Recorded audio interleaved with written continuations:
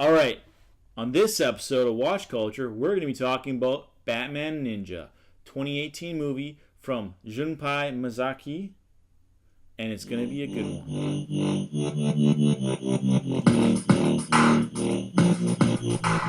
All right, we're back for another episode of Watch Culture, the show where we give you recommendations on movies you should watch. Today, we're talking about Batman Ninja, the 2018 DC animated film. It's directed by Junpei Miyazaki. He's a fairly well-known anime and television show director. He's done lots of Mega Man video games and Mega Man animated clips in the video games. He's also responsible for this show called JoJo's Bizarre Adventure, which I've never seen, but it's one of his directorial credits. Unfortunately, I don't have a ton of information on the gentleman, but I can say this with a great amount of certainty.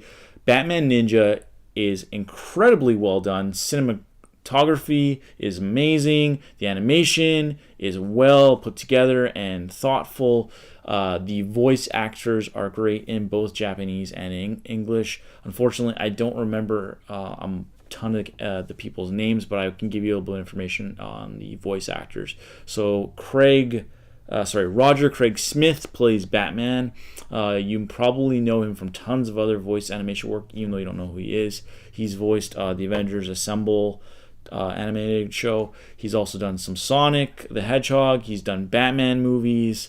He's done the Assassin's Creed video games. Additionally, we got Grey Griffin, who plays Catwoman. Tony Hale, the actor slash comedian who from Arrested Development, he plays the Joker.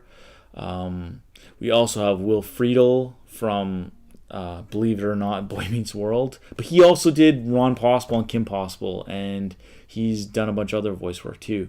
He plays Red Robin. Yuri Lowenthal plays as Robin and the Red Hood. Yeah. We also have one more person. I'm trying to remember their name. Or two more people. Fred Tatasciore. He plays Gorilla Grodd and also Deathstroke. And lastly, Tara Strong plays Harley Quinn and Poison Ivy in the film. So just from that information alone, I think gives you a pretty good description of the number of villains in Batman's Rogue Gallery, plus the Bat Family features. We don't get Barbara Gordon or Commissioner Gordon, but Alfred's in there, and I can't remember who voice acts as him right now, but I can put that in post. Anyway, the premise of the movie is pretty straightforward. A little ridiculous, but pretty straightforward. Gorilla Grodd has invented a time travel machine, and he's set it up at Arkham Asylum. The movie actually starts right into this part of the film. Batman's there with the Bat Family, trying to take down Gorilla Grodd. Gorilla Grodd activates the time machine, sending everybody back to feudal Japan. Unfortunately, because of time displacement, Batman is a few seconds behind everybody. Actually ends up arriving 2 years later. At this point, all of the daimyos that are feuding for Japan have been supplanted by villains in Batman's gallery. So we have the Penguin in one area, Deathstroke in another, Poison Ivy in a third, the Joker in one, and Gorilla Grodd in another. What's really interesting about it is that the animation style is very much of anime quality. You've got lots of great tech on Batman at the very beginning of the movie, but unfortunately, and part of the story, Batman can't keep up with the tech of the time. For whatever reason, his tech, it only lasts so long, and he can't replace it because he can't get to the Batcave. So his batarangs and his grappling gun and all these things like run out and break down. And normally Batman doesn't care about that because he's a billionaire, right? But in this case, he has to like downgrade his tech and rely more on his martial arts abilities. And as a consequence, he has to learn martial arts, relearn martial arts forms that he didn't really know how to do because they were really kind of lost to that era of time. Catwoman plays as a major supporting character in the story. She helps Batman out to deal with the Joker and Harley Quinn. the Joker's kind of like the major daimyo. He's the daimyo, sorry. He's the major villain for quite a while, and then it shifts to Gorilla Grodd, who, and it makes sense. I mean, Gorilla Grodd invented the time machine. He should be the major villain of the story, and I actually appreciate that because a lot of the time Joker is the main villain, and there's nothing wrong with that because he is Batman's arch nemesis. But it was just nice to see Gorilla Grodd get the central focus for once. Incidentally, there is a lot of shifts in the animation as well. Like, it goes from one style to another to a third. I think what you'll find about the story and why I rated it so highly, and I only gave it a 9 out of 10 on my blog post review, is that overall it honors the mythos of Batman really well and actually fuses a lot of Japanese culture into it. And the director Mizusaki, he actually takes a lot of these ideas from Japanese culture and puts it into the story in a really harmonious way.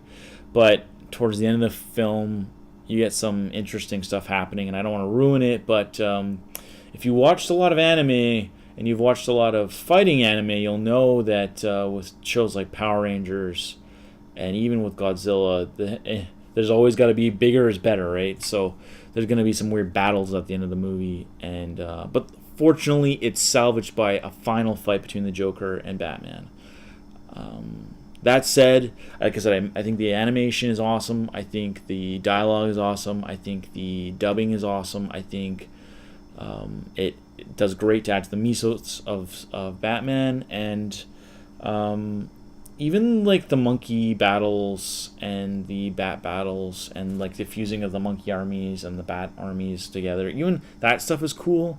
I would have liked to see a lot more real samurai and ninja battles, but what you get is a lot, and it's a really good movie for that reason alone. It's really out there. It's eclectic. It's not for everybody. Audience rating it about 45% on the aggregator Rotten Tomatoes, but it's a 90% in terms of a critical response. So if you love Batman and you like interesting films and you like interesting animated films, absolutely watch this movie. It is amazing. I can't express how much I enjoyed it. I think, and this is a strong opinion, but I'm going to say it's actually almost as good in terms of quality as The Dark Knight from 2008. It's not like the same level as a film, but in terms of like visual presentation, in terms of greatness as a film, I think it's much better than a lot of the stuff we've been getting in the past 10 years. So go watch Batman Ninja. You'll have a fun time, I promise. That said, if you liked the review and the recommendation, please take some time to like the video and share it. And of course, if you want to subscribe to the channel, that'd be amazing. Hit the bell for more notifications. We got album reviews, movie reviews, board game reviews, and we do a discussion panel where we talk about popular culture, as well as the professional interviews I do with creative professionals. So, watch this video. Thanks for watching.